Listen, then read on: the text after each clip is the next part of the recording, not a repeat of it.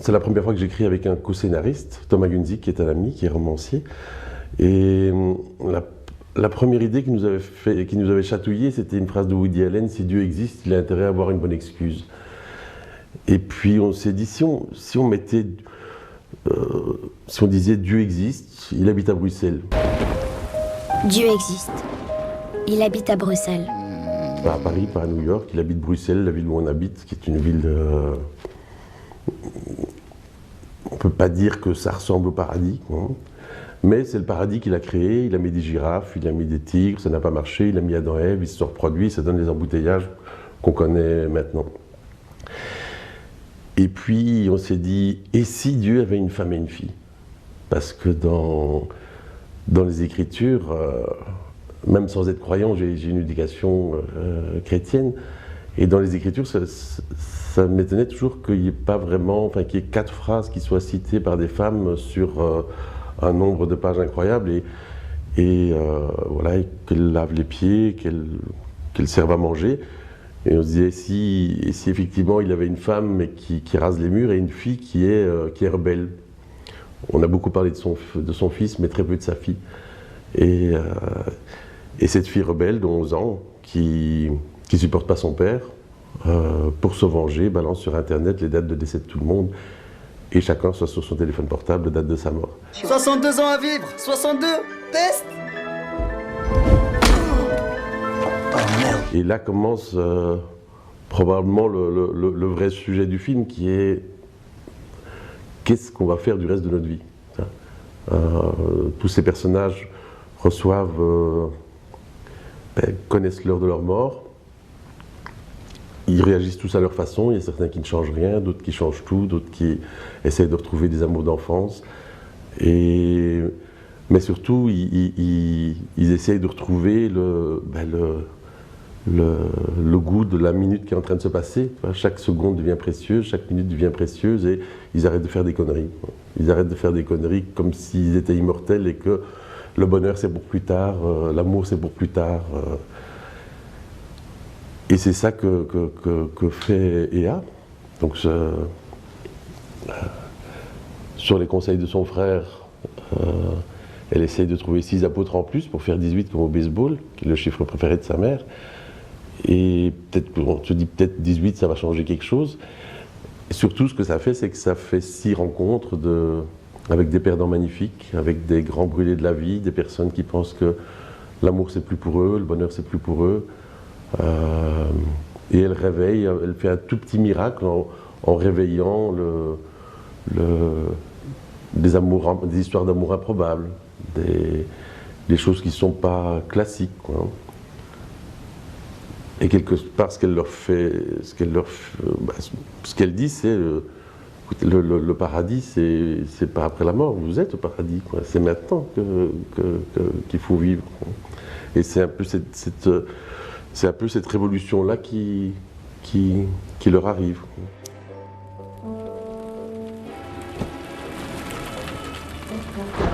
Quand j'étais enfant, et avec une éducation chrétienne, même sans être croyant, je me disais que c'est quand même bizarre que Superman sauve les vies, mais pas Dieu, qui ait des enfants leucémiques et qui fasse rien, que quand je lisais la Bible, je me disais pourquoi est-ce qu'il demande à ce père de tuer son fils pour prouver son amour pour Dieu?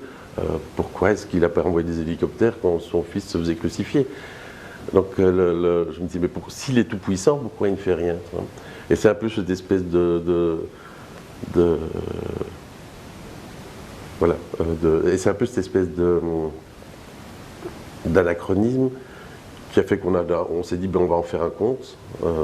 C'est-à-dire, même en étant non-croyant, mais j'ai lu quand j'étais jeune et enfant la Bible et le Nouveau Testament. Je trouve que c'est un super beau bouquin avec des super chouettes personnages, mais on en a gardé juste le pitch pour le transformer en conte surréaliste et en faire quelque chose d'autre, de contemporain et de drôle et de décalé. Beaucoup de malheur, un peu de bonheur pour donner des faux espoirs. Ça lui avait pris du temps, mais mine de rien, c'était assez au point. Benoît, c'est un acteur incroyablement généreux. C'est vrai, il y va à fond. Mais d'ailleurs, comme tous les acteurs du film, ils ont été à fond. Ça n'est drôle et touchant que si on y va à fond. Et il amène le côté, cette ligne comique qui est pas loin du slapstick et du cinéma muet, et qui a une espèce de contrepoint avec l'univers plus poétique de Ea, la fille de Dieu, et l'univers plus dramatique parfois des six apôtres. Donc c'est une espèce d'alternance de perception où ça passe du comique au poétique et au dramatique. Quand on plonge un corps dans la baignoire, le téléphone sonne. Benoît, c'est un type adorable et c'est souvent les gens les plus adorables qui font le mieux les méchants.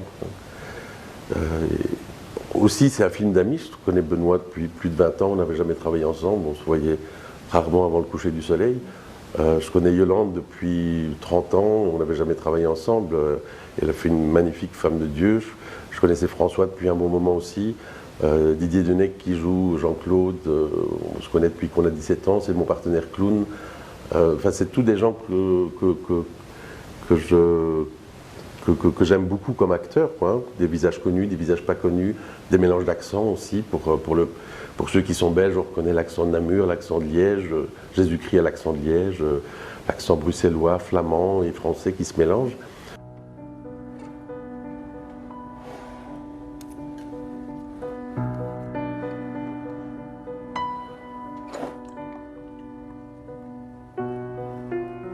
C'est toujours fascinant de voir l'interprétation un peu surréaliste des enfants. On se dit, tiens, ils disent le monde c'est ça. Et puis les adultes sourient en se disant, non, nous on sait. Et puis peut-être que les adultes n'en savent rien du tout non plus. Le fait que cette espèce de quête soit menée par une fille de 11 ans, mais une fille volontaire, une fille qui, avec toute sa féminité, qui n'a pas sa langue en poche, qui regarde droit dans les yeux, qui ne baisse pas les yeux, qui est déterminée, qui fait des choses que personne d'autre saurait faire parce que justement elle est naïve, elle y va. Voilà. Et elle se met avec Victor, qui ne sait pas vraiment écrire, et qui vont écrire à leur manière le tout Nouveau Testament. Ce que j'aimais bien dans l'idée que la fille de Dieu, c'est pas faire des grands miracles, mais elle a un don, elle entend la musique intérieure, et c'est souvent, la petite musique intérieure, c'est des airs immenses, c'est des airs d'opéra, c'est du baroque. Vu de l'extérieur, les personnages ont l'air un peu ternes, ils rasent les murs, ils ont eux-mêmes l'impression d'être tout petits, pas grand-chose. Et puis la musique est immense. C'est un peu comme dans la bande dessinée de Fred, le petit cirque, où il y a des fermiers qui rentrent dans une caravane, et puis à l'intérieur de la caravane, il y a un immense escalier en marbre, et puis tout en haut, il y a Laurent Manichel qui dort dans un grand lit et dit « Excusez-nous de vous avoir réveillé, monsieur ». Il redescend et referme la porte de la caravane. Ces musiques intérieures montrent qu'en fait ces personnages sont beaucoup plus grands, beaucoup plus immenses, beaucoup plus beaux qu'ils n'ont l'air.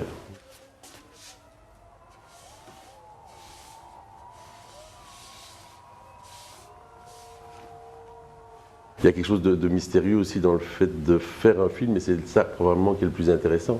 C'est-à-dire que même en sentant bien la différence entre un 40 mm et un 50 mm, en sachant très bien comment fonctionne un travelling, la lumière, le montage, en ayant un peu la connaissance des acteurs, de l'histoire du scénario, à un moment donné, ce que je cherche, c'est que ce soit beau. Et quand c'est beau, je ne sais pas pourquoi ça l'est. Donc à un moment donné, c'est par petites étapes, par petits essais, et en étant collectif, où chacun bouge un petit peu ensemble. La caméra danse avec l'acteur, l'acteur danse avec la lumière, ça danse avec le monteur et le son. Et quand tout ça est ensemble, à un moment donné, c'est beau, et je ne sais pas pourquoi c'est beau.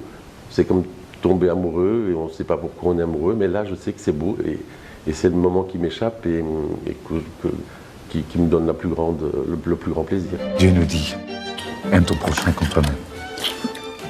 J'ai jamais dit ça. Pardon? J'ai jamais dit ça. C'est moi Dieu. J'ai pas essayé de faire un film choquant, tu vois, parce que j'ai pas de plaisir à choquer, mais j'ai pas essayé de faire un film pas choquant. J'ai essayé de faire un conte surréaliste et drôle et touchant, j'espère. Mais je crois que si le pape voit le film, il va bien rire, parce qu'il n'est pas con.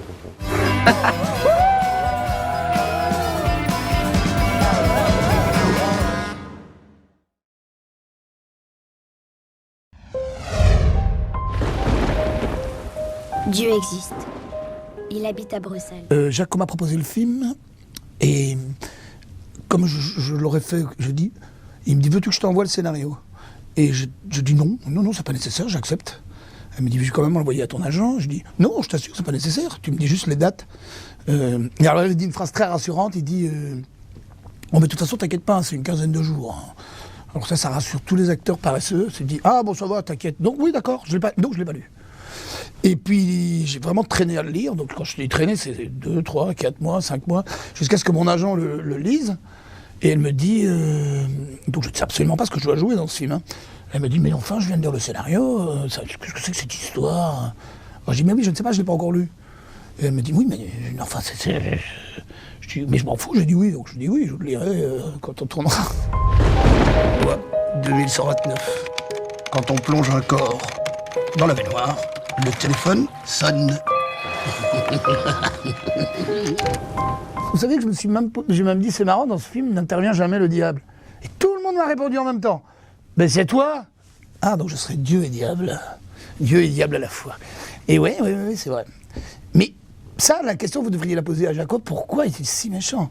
Mais pour justifier le fait, quand on démarre le film, qu'il invente tellement de choses pour emmerder les hommes, et qu'il soit... c'est pas possible qu'il y ait autant de choses malheureuses sur la Terre. Il faut bien qu'il y ait un responsable, donc c'est moi qui prends le bazar, quoi. C'est Jaco Van Dormael, et pendant tout le tournage, il m'a dit plus méchant. Je dis, mais enfin, encore plus méchant, encore plus con, encore plus lourd. Bon, bah, ok. Alors que j'avais tendance à la descendre. Donc, c'est lui, ça. Vraiment, je t'assure. Et même quand je criais sur ma femme, et même quand j'attrape la petite pour la ceinture et tout, je dis, la ceinture? Il me dit, ah ouais. D'ailleurs, la salle, quand tu le vois, ils s'attendent à rigoler avec moi, quoi. Ils se disent... parce que le film n'est pas qu'une comédie, hein. C'est parce que moi, on voit beaucoup mes extraits... parce que j'en prends quand même plein la gueule. Mais je suis méchant, il faut rassurer le téléspectateur. Je suis méchant, mais je suis puni. J'en prends plein la gueule. Il faut quand même dire, au propre comme au figuré, quoi. Franchement, j'ai pris des coups, c'est un des films où j'ai pris le plus de coups. À la fin, je jouais comme... je pensais à mon chien.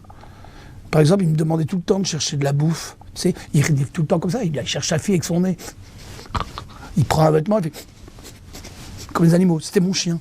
Quand je trouve le hamburger avant de me faire démonter par les punks, j'ai fait comme mon chien. Il bouffe tout de suite. Donc, ouais, c'était comme un animal. Je me sentais comme un animal. À la fin, c'était jubilatoire, mais ouais, c'était vraiment un animal. Je peux pas dire mieux. Même il a des espèces de regards d'idiots, quoi. Un peu bas de plafond, quand même. Tu sais ce qu'elle a fait, ta fille? Pour m'embêter, ma fille, Ea, balance les dates de décès de tout le monde. Donc tout le monde est au courant de sa date de décès. Et donc tout le monde se pose la question, qu'est-ce que je vais faire s'il me reste 1200 jours à vivre, ou 16 000 jours à vivre, ou 2 jours à vivre Et donc il se pose encore une fois la question, et du déterminisme, et de savoir, mais est-ce qu'alors tout est programmé? C'est-à-dire qu'on sait déjà... parce que c'est ça qui te fait peur, c'est de dire que Dieu... Et j'ai encore des fiches, j'aurais dû les amener. J'en ai gardé 2, moi, de fiches. Oui, ils ont Et donc, tu connais ta date de naissance, tu connais ta mort. Donc, ça fait peur à tout le monde, mais si tu regardes bien les autres films de Jaco, ça parle toujours de ça. Ça parle de ça. Si tu regardes Mr. Nobody, c'est quoi? C'est 3 histoires. Et ça aurait pu changer ta vie si tu avais croisé à tel moment. Et si tu regardes Toto le héros, c'est encore la même histoire. Donc, je pense qu'il réfléchit sans cesse là-dessus. Donc, pourquoi je te dis donc? Il n'y a pas de donc. Voilà l'histoire. Oui, je suis croyant. Absolument, mais tout le monde le sait. Hein. Mais oui, mais pas, je ne crois pas. Enfin, c'est difficile. Sans entrer dans les détails, ça risque d'être long. Et je ne sais pas comme Jaco, je ne pense pas qu'il y a un Dieu, quel qu'il ait une grande barbe ou pas de barbe, qui pousse des petits trains, et qui fait pleuvoir. Non, je ne crois pas, non. Dieu nous dit, aime ton prochain comme toi-même. J'ai jamais dit ça. Pardon? J'ai jamais dit ça. C'est moi Dieu. Pour moi, c'est vraiment un appel à vouloir avoir la foi. C'est-à-dire, il voudrait croire que si tout se passe mal sur Terre, c'est parce qu'il y a un abruti qui invente des lois, des trucs pour emmerder les autres. Et je dis, c'est un peu simpliste. Donc je pense que c'est quelqu'un qui aimerait y croire, et qui aimerait y croire que se dire, eh ben alors on n'a qu'à mettre une fille, on n'a qu'à mettre... Parce que c'est quand même un film qui dit, dès que ma femme s'occupe de quelque chose, ça se passe beaucoup mieux, et quand c'est ma fille qui trouve les nouveaux apôtres, ça va être formidable. C'est-à-dire que là, on a l'impression de quelqu'un qui voudrait croire en un Nouveau Testament. Et voudrait croire de se dire, bon, il y en a ras le cul des abrutis comme Dieu, mettons ça maintenant, le pouvoir aux femmes. Vous trouvez que ce film est très provocateur ? Ah, je ne trouve pas. Moi, je trouve que c'est une... Au contraire, je le trouve très fédérateur de plein de questions sans que pour autant ça réclame une seule réponse. Au contraire, moi j'adore ça. Les films provocateurs, c'est assez ennuyeux. Mais c'est vrai qu'il est singulier. C'est-à-dire que je défie qui que ce soit de me dire de deviner ce qui va se passer, mais je ne le trouve pas du tout provocateur. Mais ce qui fait bizarre, c'est quand même qu'on voit un film où il y a une idée dans chaque plan. Et alors après que tu sois d'accord ou pas, moi c'est plutôt un film qui ouvre le débat sur le déterminisme. J'ai vu beaucoup parce que bon, j'ai pas encore rencontré le public, mais de journalistes qui s'inquiétaient après le film de se dire, qui avaient apprécié le film, hein, ou en tout cas ils me l'ont pas dit, s'ils n'avaient pas apprécié, et qui disaient merde, après ça m'a fait réfléchir. Est-ce que j'aimerais savoir la date de ma mort et tout ça. Donc moi c'est plutôt, je trouve plutôt fédérateur le film. Et j'avais dit à la télévision, le jour où je l'ai dit, il a eu le prix Rayon de Soleil en Norvège. Écoute, Norvège, c'est quand même pas un pays où les rayons de soleil sont légion. Hein, et puis c'est pas détendre, hein, on est bien d'accord. Alors le prix Rayon de Soleil, est-ce que tu trouves pas que c'est un prix merveilleux pour ce film ? Donc comme un rayon de soleil, il y en a qui peuvent mettre des lunettes de soleil, il y en a qui peuvent mettre de la crème, il y en a qui se mettent tout de suite sous le rayon. Ça reste un rayon de soleil. 62 ans à vivre, 62, test. Oh merde. 102 ans à vivre, mec! Le record!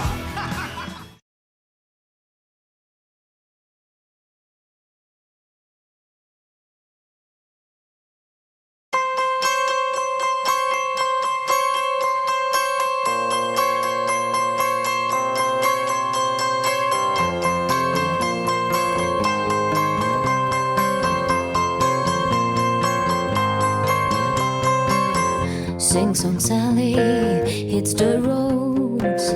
She fled from everything they foretold. So, frankly spoken, they adored to see her failing in her quest for love, love, love.